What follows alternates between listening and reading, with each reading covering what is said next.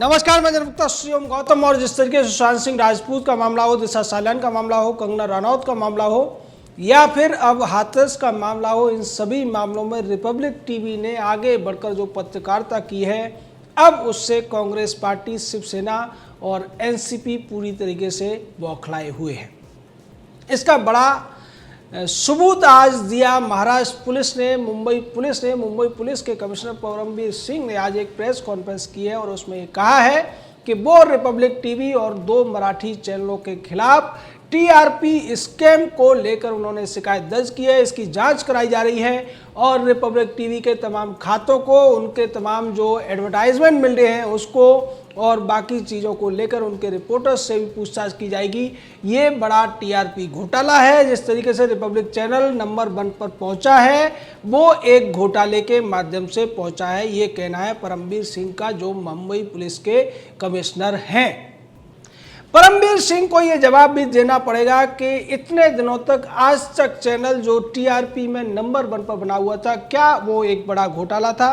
क्या तब मुंबई पुलिस का फर्ज नहीं बनता था कि एक चैनल जो सालों से दावा कर रहा है कि वो टीआरपी में नंबर 1 है, क्या तब उन्हें नहीं दिखता था कि ये एडवर्टाइजमेंट लेने के लिए एक घोटाला हो रहा है? लेकिन अब जब रिपब्लिक टीवी कुछ हफ्तों से नंबर 1 बन गया है, उसने अंग्रेजी में टाइम्स नाउ को पीछे धकेल दिया है, तो हिंदी में आज तक को उसने बहुत नीचे पहुंचा दिया है। उस वजह से जिस तरीके की प्रतिक्रियाएं देखने को मिल रही हैं इन चैनलों की, उससे पता चलता है कि ये मुंबई पुलिस की, महाराष्ट्र सरकार की, शिवसेना, एनसीपी, कांग्रेस की और आज तक जैसे चैनलों की एक साजिश थी, जिसके लिए उन्होंने मुंबई पुलिस को अब मोहरा बनाया है।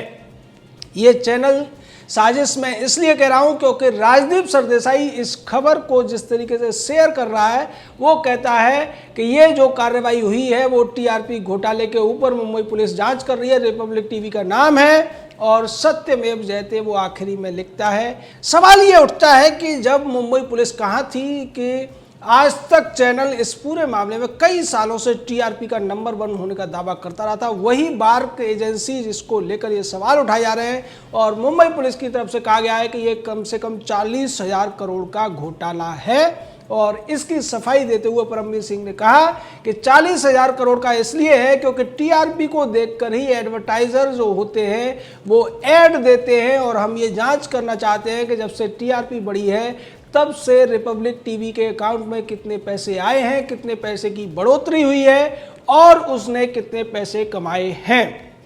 ये सब एक सोची समझी साजिश नजर आती है और इस साजिश में आज तक इंडिया टुडे ग्रुप सबसे नंबर 1 है क्योंकि राजदीप सरदेसाई, राहुल कमल जैसे लोग इस पूरी खबर को जिस तरीके से लिखते हुए सत्यमेव जयते कह रहे हैं। और परमबीर सिंह ने कहा कि लोगों को पैसे दिए जाते हैं कि पूरे दिन वो टीवी देखें और टीवी पर रिपब्लिक टीवी को देखें। इस बात के लिए 400-500 रुपए तक दिए जाते हैं एक एक परिवार को।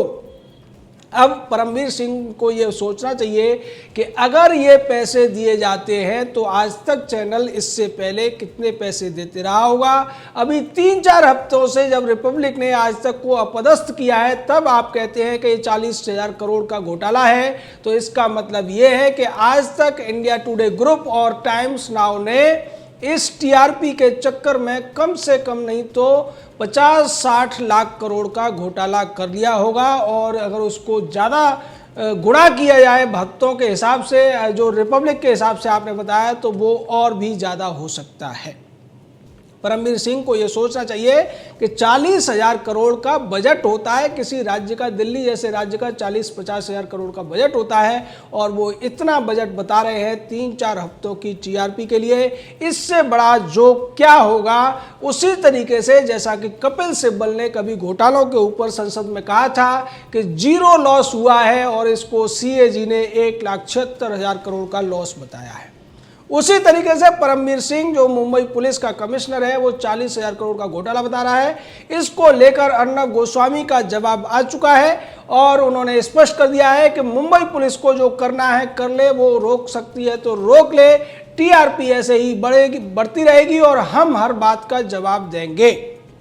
यहाँ सबसे बड़ा मुद्दा तो ये है कि जिस तरीके से सुशांत सिंह राजपूत के मामले में अर्नब गोस्वामी ने एक आक्रामकता दिखाई थी और उसकी वजह से मामला यहाँ तक पहुंचा कि बिहार पुलिस ने एफआईआर दर्ज की, बाद में सीबीआई की मांग हुई, सीबीआई जांच की मांग को रोकने की कोशिश की महाराष्ट्र सरकार के द्वारा, सुप्रीम कोर्ट ने सीबीआई जांच की मांग को मान लिया और उसके बाद तमाम जो गिरफ्तारियां हुई, तमाम लोगों से पूछताछ चल रही थी, उसमें ऐसा लगता है कि बेबी पेंगुइन के फंसने का खतरा भी महाराष्ट्र सरकार को था। दूसरी तरफ जिस तरीके से एक तरफा रिपोर्टिंग की गई थी आज तक चैनल की तरफ से, इंडिया टुडे ग्रुप की तरफ से, एनडीटीवी और एबीपी न्यूज चैनलों की तरफ से, उसको लोगों ने नापसंद किया, जिसका नतीजा ये हुआ कि मार्केट शेयर में रिपब्लिक टीवी का मार्केट शेयर 46% हो गया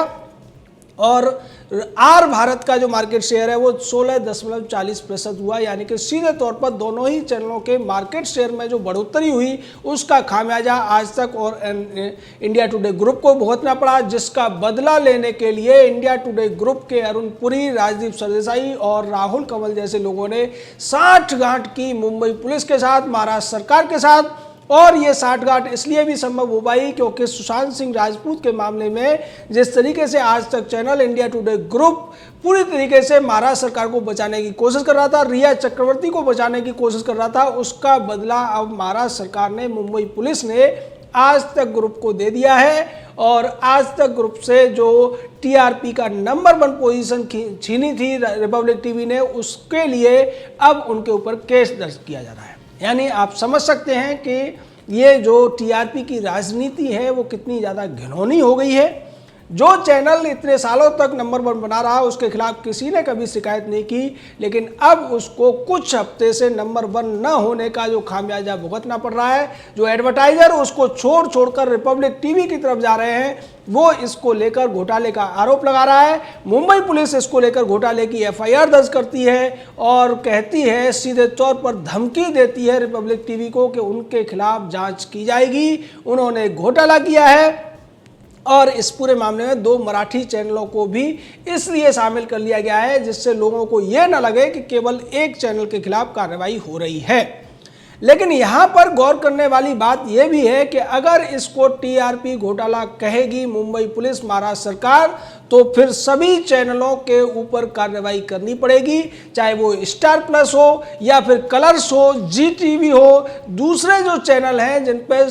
बिग बॉस जैसे प्रोग्राम भी चलते हैं या स्टार स्पोर्ट्स जैसा चैनल जिस पर के आईपीएल चल रहा है, फिर उन सबको आपको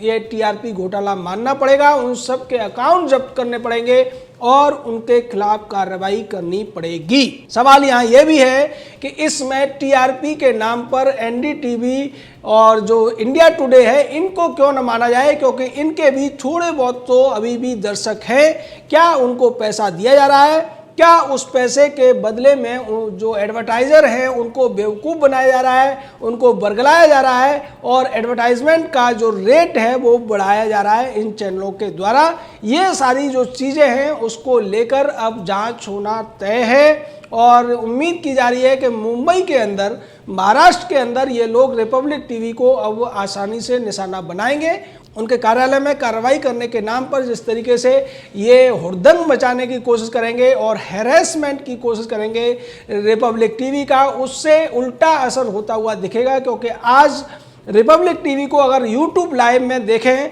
तो वो आज तक और दूसरे चैनलों से काफ़ी ज़्यादा दिखता है, उसके व्यूअर लाइव में बहुत ज़्यादा होते हैं और इसी को टीआरपी जो है वो एक तरीके से दिखाने की कोशिश करती है। टीआरपी कोई बहुत बड़ी चीज़ नहीं है, वो एक व्यूअरशिप का एक आकलन होता है, एक प्रोजेक्शन होता है, एक उसका सर्वे होता है। उसके आधार पर जो एडवर्टाइज़र है वो ये तय करता है कि उसे अपना एडवर्टाइजमेंट किस चैनल पर दिखाना है, किस पर नहीं। लेकिन जब रिपब्लिक टीवी की टीआरपी यूट्यूब पर बहुत ज़्यादा है तो निश्चित तौर पर वो दूसरे जो प्लेटफॉर्म हैं, जो डिश टीवी वगैरह हैं, उन पर भी ज़्यादा होगी। इस बात को नकारने की कोशिश महाराष्ट्र पुलिस के द्वारा की जा रही है, मुंबई पुलिस के द्वारा की जा रही है और उसका खामियाजा आज तक चैनल को और ज़्यादा भुगतना पड़ेगा। क्योंकि जो लोग अब तक ये मानकर चल रहे थे कि आज तक चैनल जो कुछ कर रहा है वो सिर्फ और सिर्फ नॉर्मल जो प्रतिद्वंद्विता है वो है, लेकिन अब आज तक का ये पूरा षड्यंत्र सामने आ गया है। आज तक चैनल ने महाराष्ट्र सरकार से यह शर्त रख दी है कि उसने रिया चक्रवर्ती को, बेबी पेंगुइन को और पूरे महाराष्ट्र पुलिस को, मुंबई पुलिस को बचाने के लिए अपने चैनल की प्रतिष्ठा दांव पर लगा दी थी। इसलिए अब महाराष्ट्र पुलिस और मुंबई पुलिस का यह फर्ज बनता है कि वो रिपब्लिक टीवी से बदला लेने में आज तक चैनल की, इंडिया टुडे ग्रुप की या दूसरे अन्य चैनलों की मदद करे, रिपब्लिक टीवी के खिलाफ द्वेषात्मक कार्रवाई करे और उस कार्रवाई के नतीजे में रिपब्लिक टीवी की टीआरपी का नुकसान हो। ये साजिश अब मुंबई पुलिस शामिल होती हुई दिखाई दे रही है और इसका नतीजा क्या होगा वो तो बाद में पता चलेगा। इसको लेकर रिपब्लिक टीवी निश्चित तौर पर हाई कोर्ट और सुप्रीम कोर्ट भी जाएगा, वो वहाँ अपनी बात रखेगा। बार्क जो कंपनी है वो भी अपनी बात रखेगी और उस पर जो आरोप लगाए गए हैं वो उनका स्पष्टीकरण देगी। लेकिन निश्चित तौर पर ये हरकत करके महाराष्ट्र पुलिस और मुंबई पुलिस ने अपना जो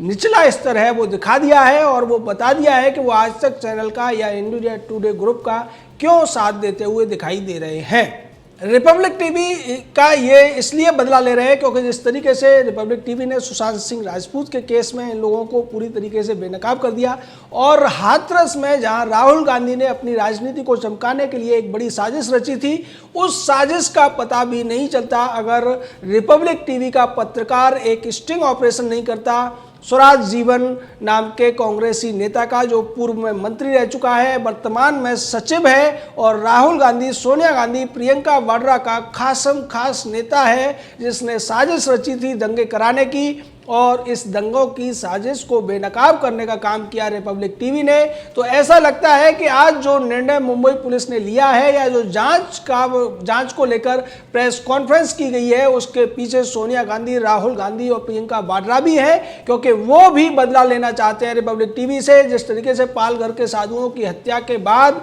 रिपब्लिक टीवी ने सवाल उठाए थे और सोनिया सेना से सवाल किया था कि एंटोनियो माइनो इस पूरे मामले पर क्यों नहीं बोल रही है, जिसके बाद उनके खिलाफ 2000 से ज्यादा एफआईआर दर्ज हो गए थे। उस मामले में सुप्रीम कोर्ट ने राहत दी थी रिपब्लिक टीवी को, अर्नब गोस्वामी को। अब उस बदले की भावना को कांग्रेस पचा नहीं पा रही है। कांग्रेस ये मानकर चल रही है कि राहुल गांधी की लॉन्चिंग में अगर सबसे बड़ा खतरा कोई पैदा हो रहा है तो वो रिपब्लिक टीवी है, वो अर्नब गोस्वामी है। महाराष्ट्र की शिवसेना को भी यही लगता है और एनसीपी को भी यही लगता है, क्योंकि एनसीपी की तरफ से भी शरद पवार ने कहा था कि इस आदमी को सबक सिखाना पड़ेगा।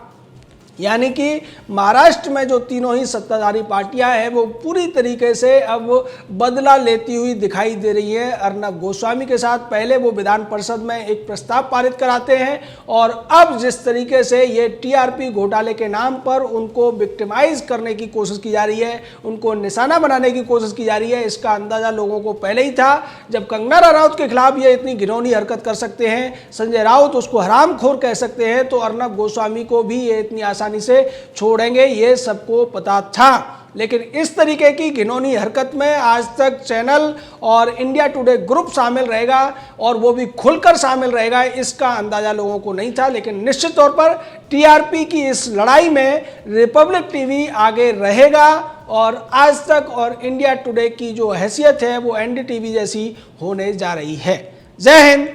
जय भारत।